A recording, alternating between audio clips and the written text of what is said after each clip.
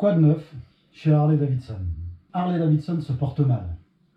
En effet, depuis la crise économique de 2008, les ventes du constructeur américain s'effondrent, et cela d'année en année. Quelles en sont les raisons? Une clientèle vieillissante et du mal à attirer les jeunes, plus enclins à rouler sur des machines légères et performantes, et sans parler de l'image tenace du biker associée à la marque.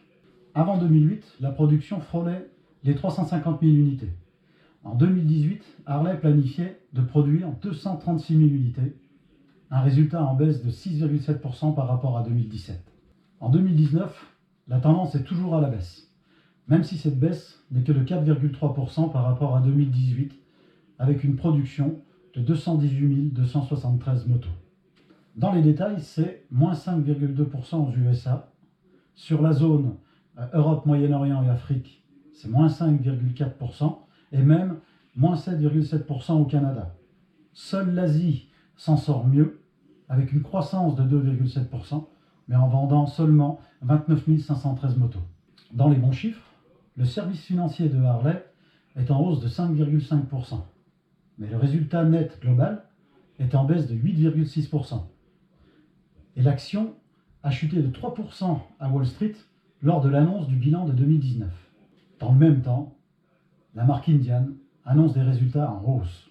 En 2018 commence une bataille à Bruxelles, infligeant des droits de douane élevés sur les produits en provenance des US. Et cela en réponse aux taxes infligées par l'administration Trump sur l'acier et l'aluminium européens. Les taxes douanières européennes passent alors de 6 à 31%.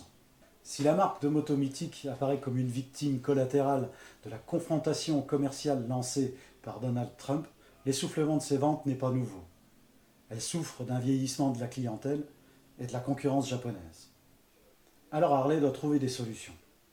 Il lance la stratégie More Road to Harley-Davidson, stratégie qui consiste à s'installer sur des nouveaux segments, avec le Trail, la 1250 Panamerica, le Roadster, la Bronx 975 et la Limewire 100% électrique. Mais aussi un projet de moto sportive s'inspirant de la VR1000 de course. Autre objectif, s'installer durablement sur le marché asiatique en produisant sur place des modèles de petites cylindrées allant de 250 à 500 cm3. Pour autant, Harley ne délaisse pas ses modèles phares en continuant de produire les toureurs et cruisers de grosses cylindrées, ces modèles ayant le leadership sur le segment. Harley continue d'investir dans les nouvelles technologies pour ses gammes de routières en les dotant d'assistance électronique pour la sécurité, avec par exemple le contrôle de traction et l'ABS en courbe pour des modèles comme le Road Glide Limited. Maintenant, où sont produites nos motos? D'où elles viennent? Qu'est-ce qui est fabriqué ici ou là? En faisant des recherches sur Internet, outre les infrastructures américaines, il faut savoir qu'Harley possède des usines au Brésil, en Inde et en Thaïlande. Et auparavant, en Australie, usine qui a fermé.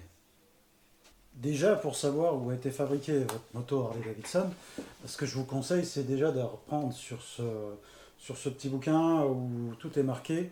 La page 18, vous avez l'explication du numéro de série. Là, par exemple, si je prends l'exemple de la mienne, qui est un modèle Sport Glide de 2018,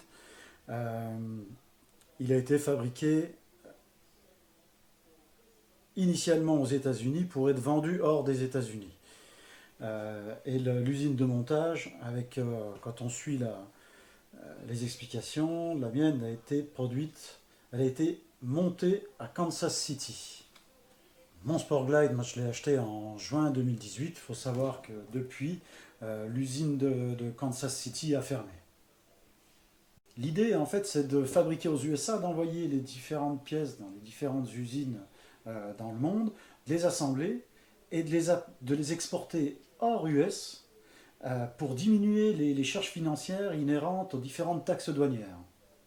En Inde, en 2010 par exemple, étaient assemblés les modèles Sportster, le Superlow, le 883 Iron, le 48, le Street Bob et le Super Glide Custom.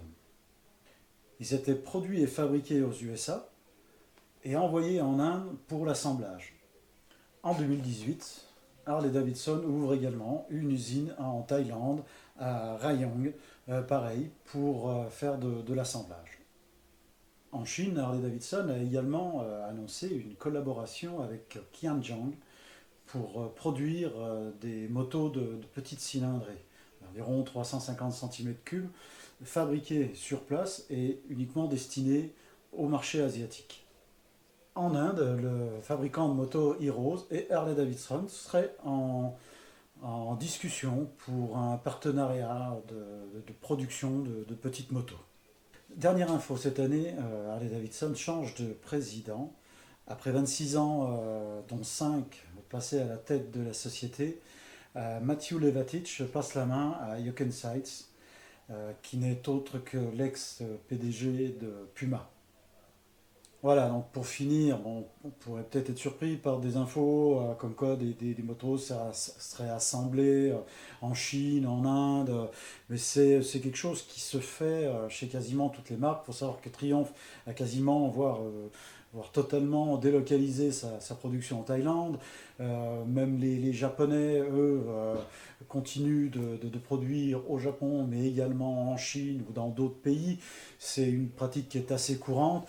Quand on voit, pour l'exemple de Triumph, ce qu'on récupère en concession, ce qui se voit dans les essais, ça reste quand même toujours qualitatif. Donc, a priori, pas d'inquiétude là-dessus. Petit aparté, la seule marque de moto qui continue de produire dans son usine depuis le début, au même endroit, c'est Moto Guzzi, qui produit des motos depuis 1923 sur le site Mandelo dell'Ario. Voilà. Alors, mon avis sur tout ça, c'est vrai qu'on achète une moto américaine pour l'esprit américain, quoi. Je veux dire, euh, c'est tout l'état d'esprit qui va avec, qui est derrière. Maintenant, si ça reste, c'est vrai que ça reste une conception, ça reste une fabrication américaine, c'est assemblé ailleurs. Quand viendra le moment où peut-être ces motos américaines seront totalement produites, assemblées ailleurs, ouais, pour l'instant c'est pas le cas. En ce qui concerne ma moto, d'après la plaque qu'il y a dessus, elle a quand même été conçue, produite, assemblée aux États-Unis. Donc je reste sur une valeur américaine. Après, comme je disais, hein, il y a énormément maintenant de marques moto, que ce soit des marques anglaises, italiennes ou même japonaises, qui vont s'installer dans des produits, dans des pays comme l'Inde, comme la Thaïlande, pour des raisons de coût, quoi. Donc, à chacun un peu de penser ce qu'il veut. Moi, pour l'instant, ça va. Voilà. Merci. En tout cas, pour ma part, moi je reste convaincu d'Harley Davidson. Je veux dire, je n'ai pas de critique à faire sur la marque en elle-même. C'est une moto qui me plaît tous les jours. Et à chaque fois que je suis dans le garage à la regarder pour l'instant, pendant le confinement, parce qu'on ne peut pas faire autrement, eh ben, elle me fait toujours rêver. Et j'ai hâte d'être à la fin de ce confinement. Et je peux vous dire que dès le 11, si le temps le permet, je serai sur la route. Voilà. Voilà, cette vidéo est terminée. Eh bien, si vous l'avez regardée jusqu'au bout, merci. N'hésitez pas à liker si ça vous a plu, à vous abonner. Et ben, je vous dis à bientôt pour une autre vidéo.